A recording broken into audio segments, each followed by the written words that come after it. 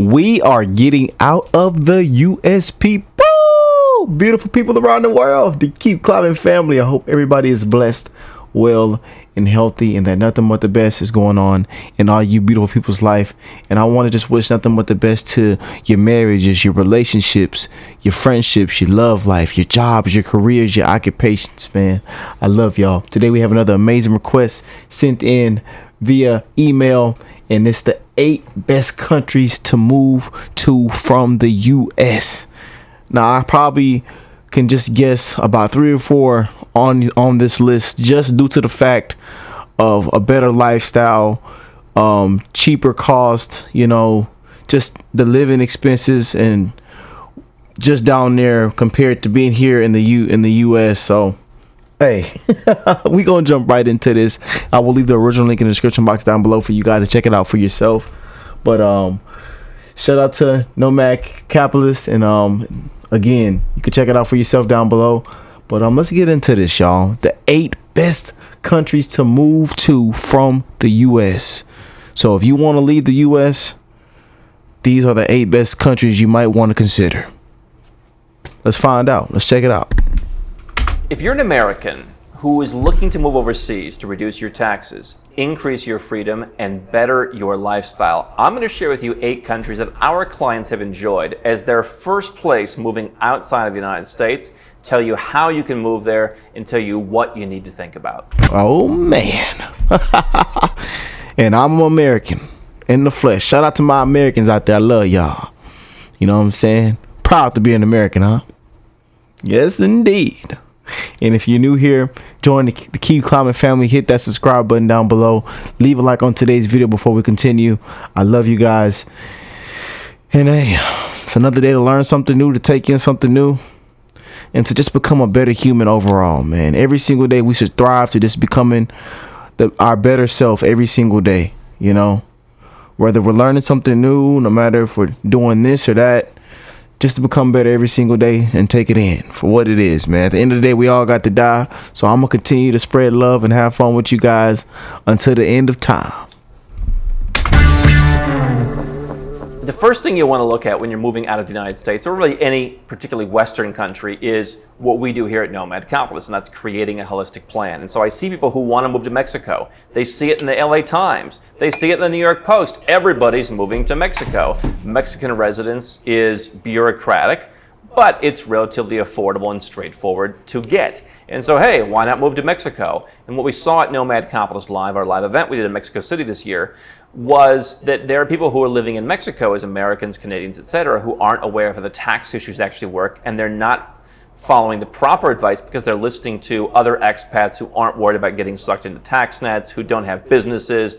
You want to make sure that you've got a holistic plan no matter where you move. I'm Andrew Henderson. I'm the founder of Nomad Capitalist, and we created the idea of creating and executing holistic offshore plans for high net worth individuals, over 1,000 helped so far, who want to reduce their taxes, increase their freedom with things like second residences and passports, and grow their opportunities overseas. And so let me share with you 8 different countries where we've had folks move and they like it. The reality is there's no perfect place to go. When I first left the United States, I bounced all around being nomadic, and ultimately I wanted to be further away from home. And so I spent time in some very far-flung places. I enjoyed that. Over 10, 12 years later, I don't enjoy that quite as much. I'm looking to go a little bit back to some of the places that are more like the U.S. But let's just start with the list. Number 1 is Mexico. Mexico. Americans have really enjoyed moving to Mexico. It's one of the places where a lot of folks have gone. And here's what's interesting. The tide has turned. Back in 2015, when Trump was running for president and people said they would move to Canada if he was elected, I said you should move to Mexico. People laughed. And yet now, even among high net worth individuals, you've got lots of folks moving down to Puerto Vallarta, moving to Los Cabos, moving to Ajijic, moving to Tulum, moving to Playa del Carmen. They're all over the place. And again, we've seen, partially due to the increased freedom of movement in the last couple of years, that even people with $5 or $10 million in the bank are moving to Mexico. Now, they're not moving their money to Mexico. That's not what I've generally advised. But they are getting Mexican residence and they're going down and living in Mexico. You don't want to do the tourist visa run deal anymore. It's not going to work. You want to get a residence permit. You can prove that you have income and they'll give you a residence permit. We help people get Mexican residence all the time, but it's a soft landing country. there's some of the creature comforts of the U.S. You do have some of the actual like online shopping kind of stuff. You have NFL games on TV. You have a lot of the American restaurants. And people say that sounds silly, but we've mentioned before, like what's the one thing people miss sometimes when they leave the U.S.? They miss In-N-Out Burger, for example. You're not going to get that anywhere else, but you can go to Five Guys, you can go to Smash Burger, you can go to other places that are out there. And so to have in Mexico City the California Pizza Kitchen, like if that's your place, then that's not a bad thing. People laugh about that, and then they move, and then a year later they're like, you know, I got a hankering for that pizza kitchen. And so the fact that Mexico is close, same time zone, a lot of entrepreneurs have been telling us that in the last couple of years. They need the time zone. They want to be close enough to family. Heck, I mean, if you have family in California and you live in Seattle, you're closer to Mexico. And so that's a very soft landing. You're going to see a lot of the same foods. Culturally speaking, very similar. The language is different. There are places you can get around by speaking English, but it's not that hard of a language to learn. And I found that in Mexico, my Spanish is understood better than parts of South America. So Mexico's number one. Costa Rica has also been high on the list. They've been a very tax-friendly country where it's more clear-cut. I knew Costa Rica. I knew it. This is one of the ones I could guess, you know, especially after my last video we just did. Yeah. The tax benefits. Mexico is one of the most opaque countries for taxes, quite frankly. And so we're constantly working with folks on how to limit their Mexican exposure. Costa Rica, at least for now, they may not be forever, is tax friendly. So it's more adventurous. This is for folks who like want to recharge. We've had folks who run yoga studios, folks who run kind of wellness businesses online. They want a more spiritual expat community. They want a more tight-knit community. You're not going to live in the capital of Costa Rica, so you're going to be driving. So if you're someone like I am who wants to get to the airport quickly and get around, Costa Rica is not only not a big hub, but wherever you're going to be living may be quite some distance from either the main airport or a secondary airport. But clear taxes, again, same time zone, easy enough to get back if you're going to the U.S. You know, Central America is better for, I would say, North Americans because a lot of the flights go there, and also down to South America. But if you're in Europe, you know, it may be easier to go to a place like Mexico, obviously a much bigger country. So you've got to decide in those two cases, do I want more of a, eco, kind of spiritual, more, close-knit community in some of the beaches or some of the jungles of Costa Rica? Do I like that vibe? Or do I want Mexico, which has, dozens of places to choose from? One of the places that's worked, I certainly cannot say it's my favorite. It's a pretty place. Uruguay. Not a lot going on down there. However, if you're looking, we have had Americans who are saying, I want to be as far away from the chaos that's happening in this part of the world as possible. Mexico ain't it. Right? Uruguay is one of the most stable countries in South America. It's a small country. It's got a lot going for it. You can work towards a great passport that's widely respected by all if you were actually to live there for as little as 3 years. And so it has a bit more of a European vibe for people who want that. You'll constantly find folks who say, I'm German, I'm Italian. Basically, their great-great-grandparents were from there. And so it's very calm and very far away from it all. They have a very clear tax incentive. So if you're an American, my advice generally is, even if you don't mind paying some taxes, if you don't mind paying the United States, then go to a place where you can pay zero, and you're going to end up perhaps paying something to the U.S., depending on what your income is. If you're an entrepreneur, it's going to be easier to solve. If you're an investor, it may or may not be easy to solve. But the fact that Uruguay will just leave you alone on the tax front for a number of years is a benefit to where it just makes your life a little bit more simple. Same in Belize. Again, this is more geared towards retirees, so I've never had anybody who's 35 go to Belize. But if you're in your 50s and 60s, I do think it's overhyped. I do think that people see about, they read about it in newsletters, and they like the fact that it speaks English. There's other places in that part of the world that speak English. You could get citizenship by investment in the Caribbean, go and live in one of those countries. They have a number of the same benefits, just not quite as close to the U.S., but still pretty close. You could go and live in, Corn Island, Nicaragua. You could live in Roatan in Honduras. Those are not as developed, but they are also English-speaking. So I never entirely saw the appeal of Belize, but if you're a little bit older and you're not as concerned about getting citizenship or a good citizenship, then Belize can work. And we've had some folks who've moved down there who were older and who were happy. So in that part of the world, Mexico, Costa Rica, Uruguay, and Belize. Haven't had that many folks move into Panama, especially from the U.S. recently. We've had some Europeans moving to Panama. I think the fact that Panama really doesn't naturalize people to get citizenship. If you actually live in Mexico, Costa Rica, Uruguay, you can get citizenship. I'm not convinced, especially like in Uruguay, you're going to get it by not living there. But if you actually want to go and live somewhere, you've got to look at the tax consequences. 2 of those 3 countries are very tax favorable. So you can get, with really no additional tax, while reducing your U.S. tax, if not in some cases even eliminating it, you can work towards a pretty nice neutral second passport in a country that's totally different, much smaller, much more peaceful than what you're used to. Panama doesn't really offer that, and so we've seen a smaller number of folks going to Panama, especially as they've raised some of the prices on the visa programs. In Europe, obviously, Portugal's been all over the headlines. Lots of Americans are going there. Because of the tax treaty with the U.S., it works for certain people. So if you're earning royalty income, if you're a dividend investor, if you have certain types of income, I mean, there can be a benefit on the U.S. side, not always on the Portuguese side, but they've had a crypto tax exemption, which now they'd like to get rid of. We talked about that. You can work towards citizenship, European citizenship, which if you were to ever not want to be an American, you would have Portuguese citizenship to basically take over and fill the gap that U.S. passport filled. Plus, you'll be able to travel within as a resident and then eventually move within as a future citizen anywhere in the European Union and actually the European Economic Area. So you've got a lot of benefits you can work towards there. And so if you're an American who thinks, I may not always want to be American, hey, you might say Europe is not that much better. It's not the exact opposite of the U.S., but at least I have access to a lot of different countries. And the same way that an American has access to a lot of different states, the EU, it's at the country level. And so there can be a benefit of that. Plus, European citizens, at least not yet, aren't taxed on their worldwide income. And so I think a lot of Americans have found Portugal, especially if you're from California. Oh my goodness, there's places with California weather, guys. You can find that, and it is somewhat in Portugal. You've got surfing. You get a lot of cool stuff there. Ireland, we've had a few folks, different crowd. And a lot of folks say, no, especially the Canadians, no, I don't want to go to Ireland.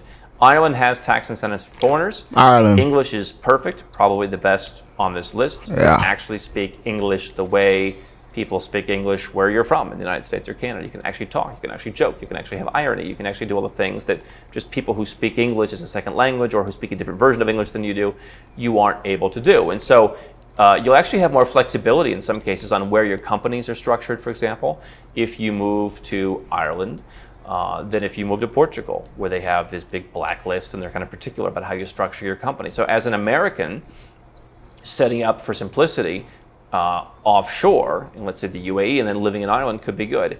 Obviously the weather's an issue. We have had one American couple who lived in Ireland for a while, liked it, but decided ultimately to move out to a bit more sunshine. But we also have folks who, at the higher net worths, really enjoyed the fact it's like, this doesn't feel that much different, especially if you're from somewhere in a more northern climate. You don't have to live there full time. I mean, you can go back to the U.S. for part of the year and still get tax benefits. You've got the full tax treaties and all that in Ireland. So if you're an investor, if you sell certain kinds of online products, if you have certain kinds of royalty income, that could be better. Living in a tax treaty country.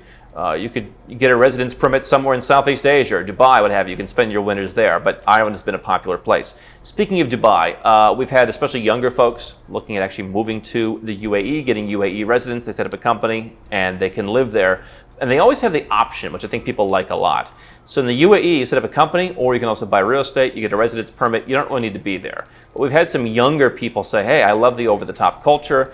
There's a big community of whatever kind of business I'm trying to run. That is a challenge, no doubt. I mean, if you're in Costa Rica, we've had folks who are like in the wellness businesses, that kind of stuff. They like it there. And they have that kind of community. But if you're trying to build, a billion-dollar business, there are a few of those. We've had some of those types who like it in Mexico or Costa Rica.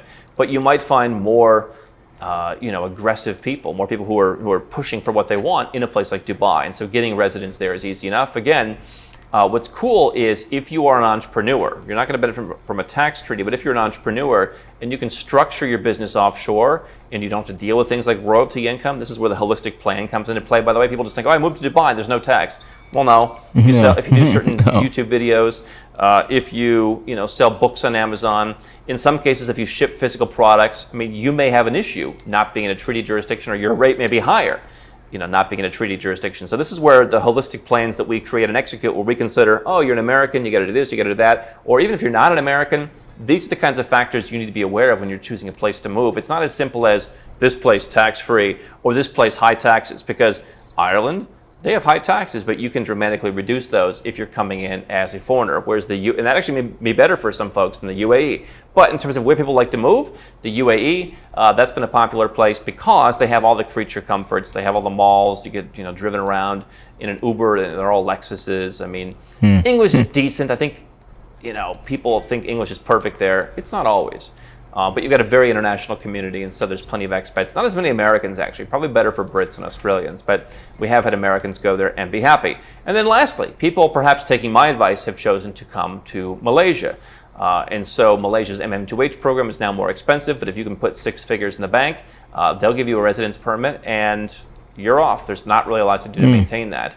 You do need to spend 90 days in Malaysia if you're on MM2H now. You can get the VIP program, which is more expensive, and you can live in Malaysia. There's also a new digital nomad visa. I've seen so many people who've come up to me who said, I checked out Malaysia. I wasn't sure what to expect. I had a guy earlier today.